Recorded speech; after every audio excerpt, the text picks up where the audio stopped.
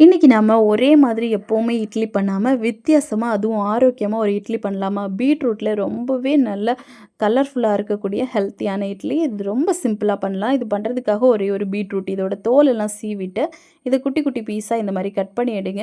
Cut பண்ண piece எல்லாமே ஒரு மிக்ஸி ஜார்ல போட்டுட்டு, தண்ணி எதுவும் சேர்க்காம நல்ல பேஸ்ட்டா வந்து அரைச்சு எடுக்கணும். இப்ப இந்த அளவுக்கு நல்லா பேஸ்ட்டா அரைச்சுட்டு, இப்போ இன்னொரு பவுல் எடுத்திருக்கேன். இதில 2 கப் அளவுக்கு நம்ம வந்து இட்லி பேட்டர் வச்சிருப்போம்ல, அதுதான். இது கொஞ்சம் புளிச்ச மாவா எடுத்துக்கோங்க. அப்பதான் டேஸ்ட்டு நல்லாயிருக்கும். இப்ப இதில நம்ம அரைச்ச அந்த பீட்ரூட் பேஸ்ட்டும், கொஞ்சமா உப்பும் போட்டு நல்லா வந்து மிக்ஸ் பண்ணி எடுத்துக்கலாம். பாருங்க கலர்ஃபுல்லா இருக்கு.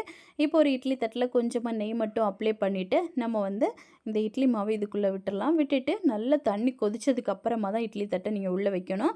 வச்சு ஒரு 5லேருந்து 6 நிமிஷத்துல நீங்க வெளிய எடுத்துருங்க. இல்ல அப்டின்னா இந்த பீட்ரூட்டோட கலர் வந்து ஆரஞ்சு கலர்ல மாறிரும் இட்லியோட கலர்.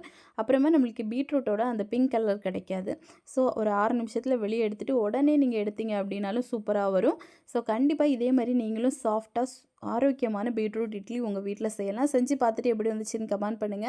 நம்ம சேனலையும் சப்ஸ்கிரைப் அண்ட் சப்போர்ட் பண்ணுங்க. Thank you.